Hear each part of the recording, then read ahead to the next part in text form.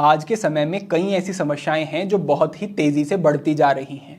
उनमें से ही एक है बालों से संबंधित समस्या, जो कि पहले इतनी अधिक नहीं होती थी, फिर ये और बढ़ी और आज तो ये बड़ी ही सामान्य हो गई है। बालों का बेजान हो जाना, रूखे हो जाना, पतले पड़ना, बाल झड़ने लगना, बाल सफ़ेद हो जाना, ये चीज़ें बड़ी ही सामान्य आज आप देख सकते हैं। और जो भी ऐसी समस्या है जो पहले अधिक नहीं थी और अब वो बढ़ती और बढ़ती जा रही है, आप समझें उसके पीछे कुछ ना कुछ ऐसे कारण हैं, कुछ ना कुछ ऐसी गलतियां होती हैं जो व्यक्ति कर रहा होता है, और अगर उनमें सुधार कर लिए जाएं तो उस समस्या को भी वापस रोका जा सकता है, ठीक किया जा सकता है। बालों के खराब होने की यूं तो वजह कई हैं, लेकिन इसके जो दो प्रमुख कारण हैं उसको आप समझें। पहला है बहुत अधिक स्टाइलिंग, यानी कि अपने अनुरूप व्यक्ति बालों को बनाना चाहता है, जबकि हर एक व्यक्ति परमात्मा ने अलग बनाया है। उसी के अनुरूप हर व्यक्ति के बालों की स्थिति, बालों की संरचना और स्वभाव भी अलग अलग होता है।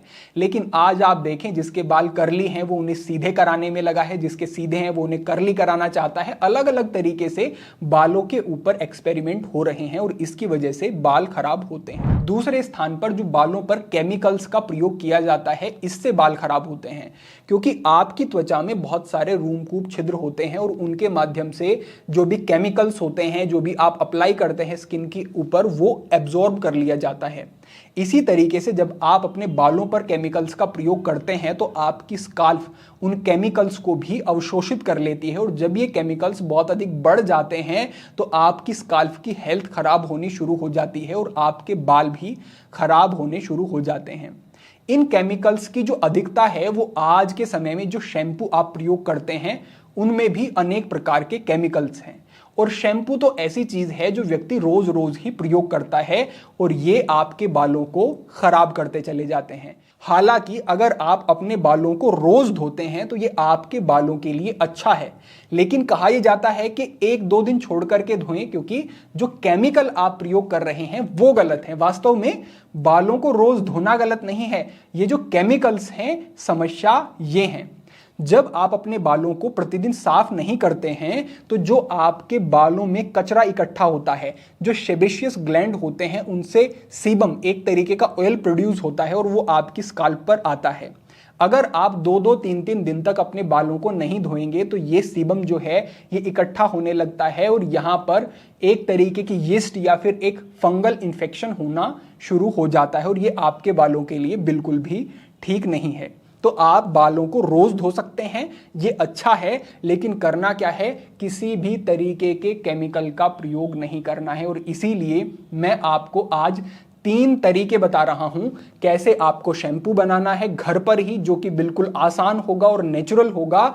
और 2 तरीके मैं आपको ऐसे शुरुआत में आसान बताऊंगा जो कि आपके हर एक बहाने को समाप्त कर देंगे कि हमारे पास तो टाइम नहीं है, हम बना नहीं पाते हैं, हम लगा नहीं पाते हैं।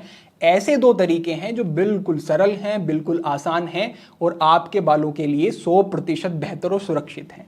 तो अब हम समझते हैं कि किस तरीके से आपको इनका प्रयोग करना है। यहां पर जो हमारा पहला तरीका है, इसमें हम प्रयोग कर रहे हैं रीठा। रीठे का पाउडर आपको ले लेना है और इसको 2 चम्मच की मात्रा में एक कटोरी में पानी लिया आपने और इसमें इस रीठे को डाल देना है। इस रीठे के चूर्ण को आप सुबह देखेंगे तो ये अच्छे से उस पानी में इसके गुण आ जाएंगे। आप हाथ से उसको थोड़ा सा और मसल लें तो पूरे जो रीठे के गुण हैं उस पानी में आ जाएंगे। इस पानी में आप थोड़ा और पानी भी ऊपर से मिला सकते हैं। आप देखेंगे इसमें स्वाभाविक ही झाग पैदा होने शुरू हो जाएंगे और ये जो रीठा है ये आपके बालों को बिल्कुल अच्छे से साफ कर देगा। आपको आवश्यकता ही नहीं लगेगी कि शैम्पू का प्रयोग करना चाहिए। ये जो रीठा है ये एंटीबैक्टीरियल होता है और एंटी इन्फ्लामेटरी होता है। अगर आपके बालों में किसी भी तरीके के फंगल इन्फेक्शन है या फिर एक तरीके की यीस्ट होती हैं ये पैदा हो गई हैं, या फिर आपकी स्काल्फ पर इन्फ्लामेशन है किसी भी तरीके की, उसको ये पूरी तरह से ठीक करेगा और बेहतर बनाएगा। तो ये बिल्कुल सरल सा प्रयोग है, इसमें कोई आपका समय नहीं लग रहा है, इसको आप कर सकते हैं। दूसरे स्थान पर एक और आसान प्रयोग मैं बता रहा हूं। इसमें आपको क्या करना है, मुल्तानी मिट्टी आपको लेनी है और जिस तरीके से हमने बताया इसको रात में ही आपको भिगो देना है। 3-4 चम्मच की मात्रा में इसको आप भिगो लें। सुबह आप देखेंगे तो ये अच्छी खासी मात्रा में आपको मिल जाएगी। इसमें और पानी ऊपर से डाला, थोड़ा सा इसको हाथ से मसला आपने, तो ये आपको एक पेस्ट प्राप्त हो जाएगा। इसमें आप एक नींबू निचोड़ लें और इसका प्रयोग आप अपने बालों पर करें। ये आपकी स्काल्प को एक ठंडक देगा, आपके बालों को ये मुलायम करेगा, बिल्कुल सॉफ्ट कर देगा। आपको जैसे ही आप इसका प्रयोग करेंगे तो एक हल्कापन अनुभव होगा। ये आपके मस्तिष्क के लिए, ठंडक के लिए, आपकी स्काल्प के लिए बहुत ही बेहतर है और इसका प्रयोग बहुतायत में किया जाता था। हमने भी बचपन में इसका बहुत प्रयोग किया है और प्राकृतिक चिकित्सा में तो इस मिट्टी का प्रयोग पूरे शरीर पर किया जाता है, जिससे कि आपकी त्वचा की अनेक समस्याएं ये ठीक करती है और आपको अगर गर्मी बढ़ी हुई है शरीर में उसको भी शांत करती है। तो मुल्तानी मिट्टी का इस तरीके से प्रयोग आप कर सकते हैं। ये भी आपके बालों को अच्छे से साफ करेगी और 100% सुरक्षित है और बेहतर है आपकी स्काल्प के लिए। तीसरे स्थान पर अब हम आपको बताते हैं कि आपको जो शैम्पू तैयार करना है कई औषधियों के योग से, ये किस तरीके से तैयार आपको करना है। इसमें आपको जो चीजें हम बताएंगे उनको पाउडर की फॉर्म में नहीं लेना है, उनको सूखा साबुत आपको लेना है। यहां पर जो हमारी पहली चीज है वो है आंवला। ये भी सूखा आपको पंसारी की दुकान से आसानी से मिल जाएगा या फिर ऑनलाइन भी ये सारी ही चीजें आप सर्च करेंगे तो आसानी से मिल जाएंगी। तो सूखा आंवला लेना है 100 ग्राम की मात्रा में। आंवला में अनेक पोषक तत्व होते हैं, एंटीऑक्सीडेंट होते हैं, विटामिन सी की पर्याप्त मात्रा होती है। ये आपके बालों के लिए बेहतर है, चाहे आप इसको ऊपर से प्रयोग करें या फिर आप इसको खाने में प्रयोग करें, दोनों ही स्थितियों में बेहतर है। तो पहली वस्तु है आंवला, 100 ग्राम की मात्रा में लिया। दूसरा है रीठा, जिसके गुण हमने आपको अभी बताए, ये भी आपको 100 ग्राम की मात्रा में लेना है। तीसरे स्थान पर है शिकाकाई, ये भी 100 ग्राम की मात्रा में, और ये एंटी फंगल होता है, यानी कि किसी भी तरीके की फंगस इन्फेक्शन आपकी स्काल्प पर है तो उसे ये ठीक करता है और डैंड्रफ की समस्या में भी ये अच्छा काम करता है। चौथे स्थान पर है मेथी दाना। मेथी में पर्याप्त मात्रा में पोटेशियम पाया जाता है, जो कि प्री मैच्योर ग्रेइंग यानी कि जो समय से पहले आपके बाल सफ़ेद होने शुरू हो जाते हैं उस स्थिति में बहुत ही अच्छा होता है। साथ ही इसमें मैग्नीशियम होता है, जो कि आपके बालों में एक मॉइस्चर बनाए रखने में सहायक होता है। तो मेथी दाना ये भी 100 ग्राम की मात्रा में आपको लेना है। यहाँ पर 5वें स्थान पर है फ्लैक्सीड, अलसी।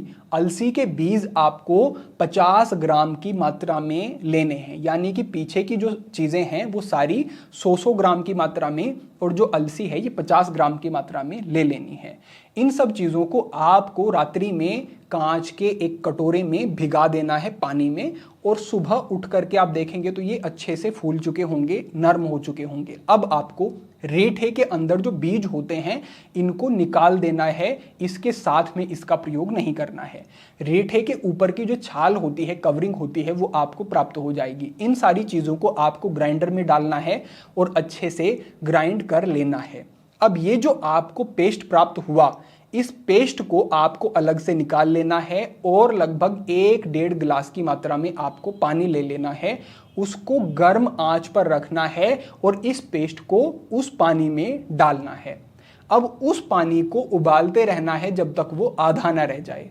जब वो आधा रह जाएगा तो उसको ठंडा कर लेना है और ठंडा करके उसे छान लेना है। छान करके जो ये आपको प्राप्त हुआ, इस योग को आपको प्रयोग करना है। इसको आप स्टोर करके रख लें, 10 दिन तक, 15 दिन तक भी आप इसका प्रयोग कर सकते हैं और ये आपके बालों के लिए निश्चित रूप से बहुत ही बेहतर रहने वाला है। तो इसका प्रयोग आप बालों की सफाई के लिए करें। ये आपके बालों को साफ तो करेगा ही, साथ ही साथ ये एक औषधि की तरह भी काम करेगा। आपके बालों में किसी भी तरीके की समस्या है, ये उसे ठीक करने में और बालों को अच्छी स्थिति में बनाए रखने में बहुत ही सहायक आपके लिए निश्चित रूप से रहेगा। तो ये जो प्रयोग है ये आपको तैयार कर लेना है और इससे अपने बालों को आप प्रतिदिन भी धो सकते हैं। अब अगर आपको और अधिक लाभ लेने हैं और बालों को और मजबूत करना है, या फिर आपके बाल बहुत झड़ रहे हैं, उस स्थिति से बचना है, तो मैं आपको एक चीज और बताता हूं। इस तरीके से बालों को धोने के बाद आपको तेल का प्रयोग करना है। बहुत सरल है। आपको 100 ग्राम की मात्रा में कोकोनट ऑयल लेना है। नारियल का तेल लिया और उसको आंच पर रखा। गर्म जब वो हो जाए उसमें 1 चम्मच 1.5 चम्मच की मात्रा में भृंगराज का चूर्ण आपको डाल देना है और इसको अच्छे से मिला करके थोड़ी देर खोलते रहने देना है। जब ये अच्छे तरीके से खोलने लगे तो इसको आंच से उतारना है। ठंडा होने के बाद इसको छान लेना है और इस तेल का प्रयोग आपको अपने बालों की जड़ों में करना है।